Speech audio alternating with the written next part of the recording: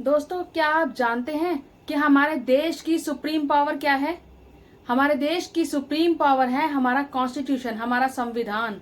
और जो भी इस संविधान का उल्लंघन करता है या इसके प्रोविजंस को वायलेट करने की कोशिश करता है, उसके ऊपर चेक बनाने के लिए, उसके ऊपर नजर रखने के लिए, उसके ऊपर एक्शन लेने के लिए हमारी जो सुप्रीम पावर है वो है सुप्रीम कोर्ट। और आज जिस बारे में हम बात करने जा रहे हैं, इस डिसीजन के बाद, इस फैसले के बाद सुप्रीम कोर्ट ने ये साबित कर दिया कि वो सच में सुप्रीम है।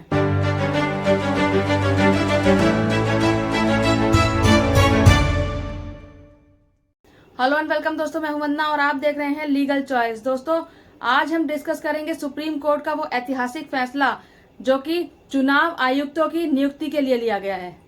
दोस्तों, चुनाव आयोग पर काफी समय से ये आरोप लगता आ रहा है कि वो पक्षपात करता है। विपक्ष का हमेशा से ये कहना रहा है कि जो चुनाव आयोग है वो मोदी जी के यानी कि भाजपा के इशारे पर काम करता है, यानी कि उनके हिसाब से काम करता है। लेकिन अब लगता है कि सुप्रीम कोर्ट को भी ऐसा ही महसूस हुआ होगा, इसीलिए तो उन्होंने ऐसा ऐतिहासिक फैसला दिया जिससे विपक्ष ने भी राहत की सांस ली होगी। जी हाँ, सुप्रीम कोर्ट ने ऐसा फैसला सुनाया है जिससे कि चुनाव आयोग का कंट्रोल अब मोदी जी के हाथ में नहीं रहेगा। ये मोदी सरकार के लिए बहुत बड़ा झटका है। आइए जान लेते हैं कि पहले मामला क्या है। दरअसल मोदी सरकार और चुनाव आयोग की मिलीभगत को लेकर सुप्रीम कोर्ट में कई याचिकाएं दायर की गई थी, जिस पर सुप्रीम कोर्ट ने मुख्य चुनाव आयुक्त और चुनाव आयुक्तों की नियुक्ति पर 2 मार्च को अपना बड़ा फैसला सुनाया है।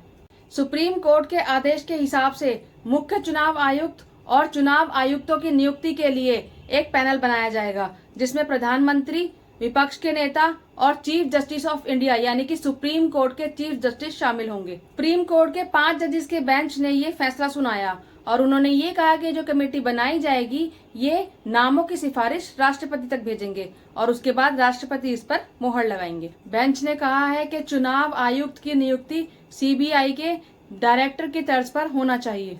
मुख्य चुनाव आयुक्त और चुनाव आयुक्तों की नियुक्ति के लिए अब तक कोई भी कानून देश में नहीं है। इसकी पूरी प्रक्रिया, नियुक्ति की पूरी प्रक्रिया केंद्र सरकार के हाथ में है।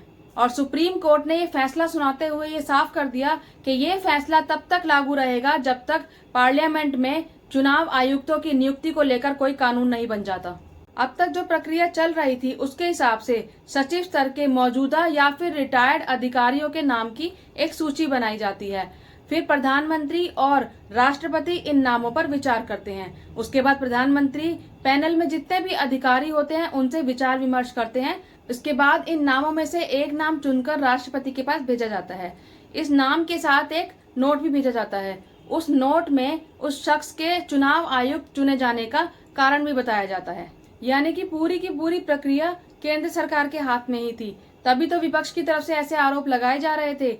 लेकिन अब चुनाव आयोग पर सिर्फ सरकार की मर्जी नहीं चलेगी। अब इसमें विपक्ष के नेता भी शामिल होंगे और चीफ जस्टिस ऑफ इंडिया भी शामिल होंगे। सुनवाई के दौरान जस्टिस के.एम. जोसेफ ने ये भी कहा कि लोकतंत्र को बनाए रखने के लिए चुनाव प्रक्रिया की निष्पक्षता को बनाए रखा जाना चाहिए, वरना परिणाम अच्छे नहीं होंगे। उन्होंने कहा कि वोट की ताकत सुप्रीम है और इससे मजबूत से मजबूत पार्टी भी सत्ता की लड़ाई हार सकती है।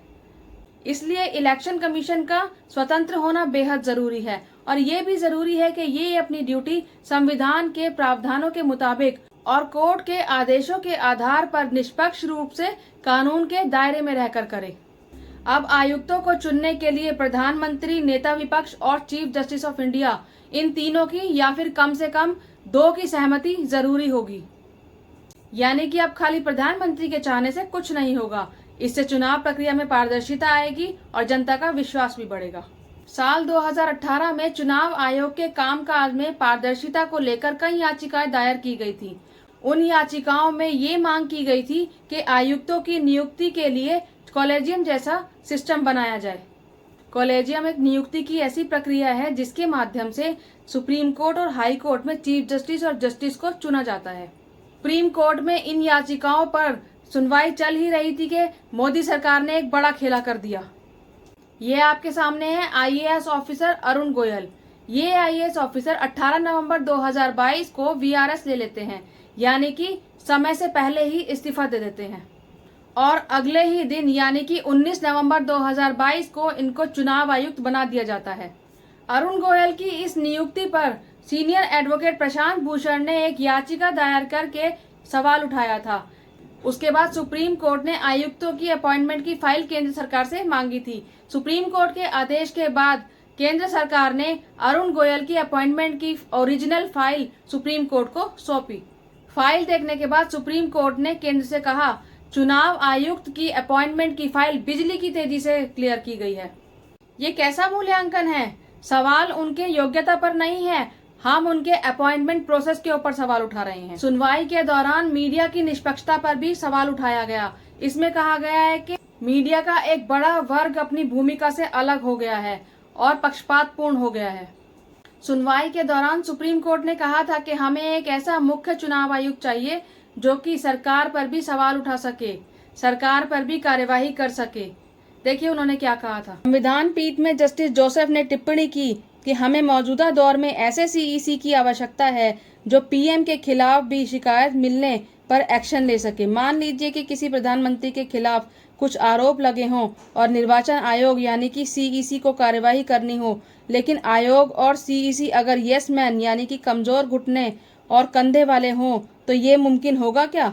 यानी वो उनके खिलाफ एक्शन नहीं लेता है। जाहिर सी बात है, ऐसे फैसले और इस तरीके की टिप्पणियों के बाद मोदी सरकार को एक झटका तो जरूर लगा होगा। लेकिन लोकतंत्र को बनाए रखने के लिए समय समय पर ऐसे फैसले आते रहने चाहिए और सुप्रीम कोर्ट का जो ये फैसला आया है ये सराहनीय है, काबिले तारीफ है। आप इस बारे में क्या सोचते हैं मुझे कमेंट बॉक्स में जरूर बताइएगा। मेरी इस वीडियो को लाइक कीजिएगा, शेयर कीजिएगा और मेरे इस चैनल को सब्सक्राइब जरूर कीजिएगा। जय हिंद, जय भारत।